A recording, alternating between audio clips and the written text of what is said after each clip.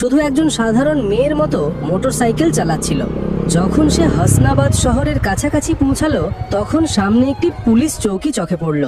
৩-৪ জন police কর্মী চৌকির বাইরে রাস্তায় দাঁড়িয়েছিল, আর মাঝখানে ইন্সপেক্টর প্রসেনজিৎ ইউনিফর্ম পরে দাঁড়িয়েছিল। সে মেয়েটিকে হাতে লাঠির ইশারায় থামতে বলল। মেয়েটি মোটরসাইকেলটি রাস্তা থেকে নামিয়ে একপাশে দাঁড় করিয়ে দিল। ইন্সপেক্টর কড়া গলায় জিজ্ঞাসা করলো, কোথায় যাচ্ছ? মেয়েটি খুব শান্তভাবে উত্তর দিল, বান্ধবীর বিয়ে আছে, সেখানে যাচ্ছি। ইন্সপেক্টর প্রসেনজিৎ তাকে মাথা থেকে পা পর্যন্ত দেখল। মেয়েটি ছিল 28 বছর বয়সী একজন সুন্দরী মহিলা, যার নাম ছিল বর্ণালী সিং।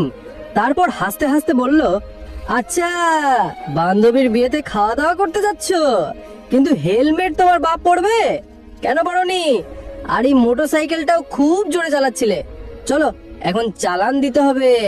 ইন্সপেক্টর প্রসেনজিৎ চালানের প্যাড বের করতে করতে বলল।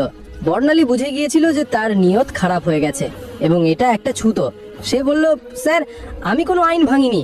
একজন কনস্টেবল বর্ণালীর বাহু ধরে টেনে বলল, চল গাড়িতে বস।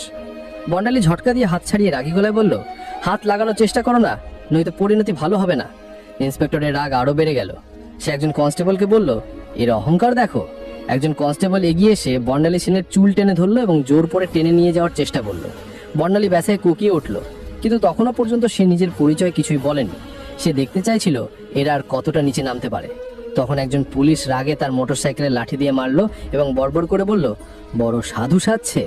এমন একজন মহিলা দাঁড়িয়েছিল যার নরম ও সুন্দর গালে চড় পড়েছিল, যার চুল টেনে ধরা হয়েছিল, যাকে জোর করে বাহু ধরে রাস্তায় টেনে নিয়ে যাওয়া হয়েছিল। কিন্তু সে তখনও মূর্তির মতো নীরব দাঁড়িয়েছিল, না কোনো চিৎকার, না কোনো কান্না। এটা এমন এক রাগ ছিল যা ভেতরে ভেতরে ফুটছিল। চৌকির ইনচার্জ ইন্সপেক্টর হাসতে হাসতে বলল, ও, এখন জিভও চলতে শুরু করেছে, চলো থানায় দেখবো কত বড় জিভ চলে তোর। থানায় ঢুকতে ইন্সপেক্টর জোরে চিৎকার করে বলল, ওরে কোথায় গেলি, চা পানি লাগা তাড়াতাড়ি, আজ একটা বিশেষ মাল এসেছে। বর্ণালী সিং তখনও কিছু না বলে থানার দেয়াল দেখছিল। সে দেখছিল কিভাবে এরা সেই নিরীহ মানুষদের সঙ্গে আচরণ করে যারা কখনো কণ্ঠ তুলতে পারে না। তখন একজন কনস্টেবল ইন্সপেক্টর প্রসেনজিতের দিকে ঝুঁকে ফিসফিস করে বলল, কি কেস স্যার? কনস্টেবলের প্রশ্নে ইন্সপেক্টর প্রসেনজিৎ এসে বলল, আরে কিছুই না, স্পিড বা হেলমেট যা মন চায় চাপিয়ে দাও, শুধু ভেতরে ঢুকিয়ে এর অহংকার ভাঙতে হবে, বেশি প্রশ্ন করিস না। বর্ণালী সব শুনছিল, কিন্তু তার চোখ তখনও কিছু বলতে চাইছিল না, যেন সে চাইছিল পুলিশের এই পতনের গল্প তাদের নিজের মুখ থেকে বেরিয়ে আসুক। তখন ইন্সপেক্টর চেয়ারে বসলো, হাতে কলম নিয়ে টেবিলে ঘোরাতে লাগলো। তারপর বর্ণালীর দিকে তাকিয়ে বলল, নাম বল, কোথায় থাকিস, কার ঘরের মেয়ে? বর্ণালী চুপ রইল। ইন্সপেক্টর আবার প্রশ্ন করলো, শুনতে পাসনি, নাম কি তোর? কিন্তু বর্ণালীর নীরবতা তখনও পাথরের দেয়ালের মতো। তখন ইন্সপেক্টর টেবিলে এমন জোরে হাত মারলো যে শব্দটা পুরো থানায় গুঞ্জে উঠলো এবং রাগে চিৎকার করে বলল, শুনতে পাস না, নাম বল তাড়াতাড়ি। বর্ণালী মুখ ঘুরিয়ে উত্তর দিল, জি, সুমিতা শর্মা। ইন্সপেক্টর তার মুখের দিকে তাকিয়ে হেসে বলল, ও, বড় বুদ্ধিমান মেয়ে তুই, মিথ্যে বলতে অভিজ্ঞতা আছে, কিন্তু মনে রাখিস বেশি চালাকি করলে খুব ভারী পড়বে, একটাও ভুল করলে পস্তানোর সময় পাবি না। বর্ণালী সিংকে জোর করে সেই পচা লকআপে ঢুকিয়ে দেওয়া হলো, যেখানে আগে থেকে দুজন কয়েদি বসেছিল। তাদের মধ্যে একজন বর্ণালীর দিকে তাকিয়ে বলল, বোন, তুই কি অপরাধ করেছিস? বর্ণালী হালকা হাসি দিল, কিন্তু কিছু বলল না। এখন সে শুধু দেখছিল এই পুরো সিস্টেমটা কতটা পচে গেছে। যদি একজন এসডিওকে এভাবে বিনা কারণে ভেতরে ঢোকানো যায়, তাহলে সাধারণ মানুষের অবস্থা কল্পনা করা কঠিন নয়। বর্ণালী এখন সেই কোঠরির কোণে বসেছিল, সব দেখছিল, শুনছিল এবং প্রতিটি কাজ বুঝছিল। ইন্সপেক্টর প্রসেনজিৎ একটা মিথ্যে রিপোর্ট তৈরি করলো এবং বলল, এর উপর চুরি আর ব্ল্যাকমেলিং এর কেস চাপাও। ফাইলের উপর হাত মেরে বলল, চলো তাড়াতাড়ি। একজন কনস্টেবল জিজ্ঞাসা করলো, কিন্তু স্যার, প্রমাণ ছাড়া? ইন্সপেক্টর হেসে বলল, এই থানায় প্রমাণ চেয়ে আনা হয় না, প্রমাণ বানানো হয়। কিছুক্ষণ পর একজন কনস্টেবল এসে বর্ণালীর কাঁধে জোরে হাত মারলো। ইন্সপেক্টর হাত তুলতেই তখন দরজায় একটা কড়া গলা শোনা গেল, থামো। সবাই মুড়িয়ে দেখলো দরজায় সিনিয়র ইন্সপেক্টর সঞ্জয় বর্ণা দাঁড়িয়ে। তার খ্যাতি অন্যদের থেকে কিছুটা ভালো ছিল। সে ভেতরে তাকিয়ে মহিলার অবস্থা দেখে তার কপালে ভাঁজ পড়লো। জিজ্ঞাসা করলো, এসব কি হচ্ছে? প্রসেনজিৎ হাসলো এবং বলল, কিছু না স্যার, একটা রাস্তার মায় বেশি বুদ্ধি দেখাচ্ছিল, শিক্ষা দিচ্ছি। সঞ্জয় বর্ণালীকে ভালো করে দেখলো, তার আচরণ সাধারণ মহিলার মতো মনে হচ্ছিল না। জিজ্ঞাসা করলো, এর অপরাধ কি? প্রসেনজিৎ ঘাবড়ে গেল, বলল, স্যার, চেকিংয়ে অসভ্যতা করেছিল। সঞ্জয়ের কিছু সন্দেহ হলো। সে বর্ণালীকে জিজ্ঞাসা করলো, তোমার নাম কি? বর্ণালী চুপ রইল।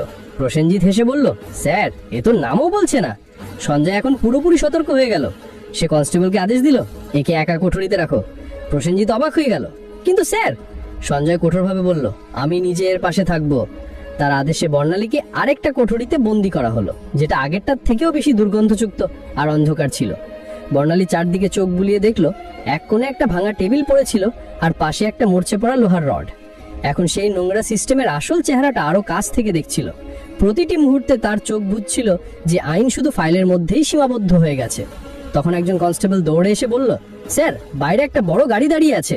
প্রসেনজিৎ ভয়ে চমকে উঠল, জিজ্ঞাসা করলো, কোন গাড়ি? কনস্টেবল ঘাবড়ে বলল, স্যার, সরকারি গাড়ি। সে তাড়াতাড়ি বাইরে গেল এবং গাড়ির ভেতর তাকাতেই তার চোখ কপালে উঠল। সে হড়বড় করে ফিরে এসে ধীর গলায় বলল, স্যার। প্রসেনজিৎ বিরক্ত হয়ে বলল, কি হলো, কে এসছে? কনস্টেবল কাঁপতে কাঁপতে বলল, স্যার, কমিশনার সাহেব এসেছেন। প্রসেনজিতের মুখ ফ্যাকাশে হয়ে গেল। সিনিয়র ইন্সপেক্টর সঞ্জয় বর্মাও সতর্ক হয়ে গেল, কারণ এখন বিষয়টা সরাসরি উপরে পৌঁছে গিয়েছিল। কমিশনার সাহেব থানায় পা রাখলেন এবং তার চোখে স্পষ্ট রাগ দেখা যাচ্ছিল।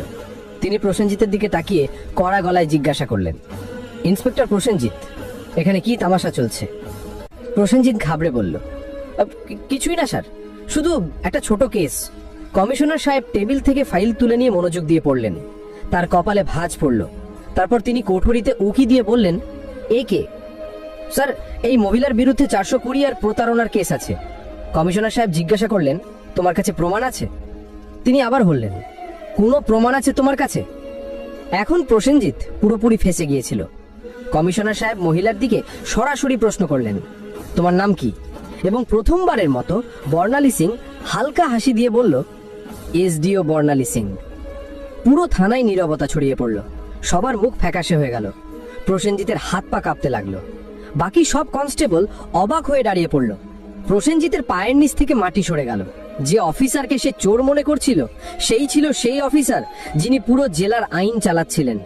আসলে সে কোনো সাধারণ মহিলা ছিল না, সে ছিল স্বয়ং এসডিও বর্ণালী সিং, যাকে রাস্তায় টেনে নিয়ে যাওয়া হয়েছিল, চুল ধরে টানা হয়েছিল, চর মারা হয়েছিল। এই কথা সবার সামনে আসতেই পুরো থানায় হট্টগোল শুরু হয়ে গেল। সব কনস্টেবল স্তব্ধ হয়ে গেল। কমিশনার সাহেব তীক্ষ্ণ দৃষ্টিতে ইন্সপেক্টর প্রসেনজিতের দিকে তাকিয়ে রাগে বললেন, প্রসেনজিৎ, তোর এত সাহস কিভাবে হলো যে তুই একজন সিনিয়র অফিসারের উপর মিথ্যা অভিযোগ চাপিয়ে দিলি? প্রসেনজিৎ কিছু বলার চেষ্টা করছিল, তখন সেখানে দাঁড়ানো সিনিয়র ইন্সপেক্টর সঞ্জয় বর্মা জোরে বললেন, স্যার, আমি তো আগেই বলেছিলাম কিছু গোলমাল আছে। এখন প্রসেনজিৎ পুরোপুরি একা পড়ে গিয়েছিল।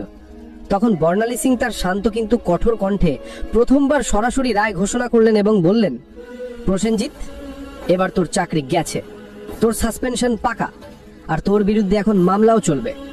এটা শুনে প্রসেনজিতের যেন শ্বাস আটকে গেল। বাকি পুলিশরা তার থেকে মুখ ফিরিয়ে নিল। সঞ্জয় বর্মা সঙ্গে সঙ্গে হাঁক দিলেন, হাবিলদার সাহেব, এটাকে ধরে লকআপে ঢোকাও। কিন্তু তখন প্রসেনজিৎ পকেট থেকে একটা ভাঁজ করা কাগজ বের করে হাসতে হাসতে বলল, থামো ম্যাডাম, এটা আগে দেখে নাও, তারপর যা করার করো। সে কাগজটা দেখালো। কমিশনার এবং বর্ণালী সিং দুজনেই তৎক্ষণাৎ তার দিকে তাকালেন। প্রসেনজিৎ বলল, এই নাও আমার বদলির আদেশ। 3 দিন আগেই আমার বদলি হয়ে গেছে। এখন তুমি যতই রাগ করো, আমাকে চাকরি থেকে বের করতে পারবে না। পুরো থানা আবার নীরব হয়ে গেল। বর্ণালী কাগজটা হাতে নিয়ে পড়লেন। কমিশনার চোখ তির্যক করে সিনিয়র ইন্সপেক্টর সঞ্জয় বর্মার দিকে তাকিয়ে বললেন, যাও দেখো এই কাগজটা আসল নাকি শুধু দেখানোর জন্য। সঞ্জয় কম্পিউটারে রেকর্ড দেখে মাথা তুলে বললেন, স্যার, এটা তো আসল, কিন্তু এখনো এই নতুন ইন্সপেক্টরকে চার্জ হস্তান্তর করেনি। অর্থাৎ এখনো এখানকার আসল ইন্সপেক্টর হয়ে বসে আছে এবং সব দুষ্কর্ম এর দ্বারাই করা হয়েছে। এখন কেউ এটাকে বাঁচাতে পারবে না। বর্ণালী সিং তার চোখে চোখ রেখে বললেন, এখন তোর নতুন ঠিকানা সেখানেই হবে যেখানে তুই অন্যদের ঢোকাতিস। কমিশনারও মাঝানের ইশারা করলেন। দুজন কনস্টেবল তাকে ধরতে এগোতেই প্রসেনজিৎ আবার চাল চালল এবং বলল, থামো ম্যাডাম, আমি একা নই। তোমার কি মনে হয় পুরো দোষ শুধু আমার? তারপর সে থানার অন্য পুলিশদের দিকে ইশারা করে বলল, এরা সবাই আমার সঙ্গে আছে, উপর পর্যন্ত সবাই জড়িত। কিছু পুলিশের মুখ রং উড়ে গেল। সিনিয়র ইন্সপেক্টর সঞ্জয় বর্মা পরিস্থিতি বুঝে এক এক করে তাকাতে শুরু করলো। বর্ণালী সিং কমিশনারের দিকে তাকিয়ে বললেন, এখন এই পুরো থানাটাই পরিষ্কার করতে হবে, কেউ বাদ যাবে না। কমিশনারও বললেন, যা হুকুম ম্যাডাম, এখন একে একে সবার হিসাব নেওয়া হবে। এই কথা মুখ থেকে বেরোতেই থানায় যেন বিদ্যুৎ পড়ল। থানার বাইরে কিছু সাংবাদিক চুপচাপ দাঁড়িয়েছিল, যাদের আগে থেকেই সন্দেহ ছিল যে থানায় কিছু বড় গোলমাল চলছে।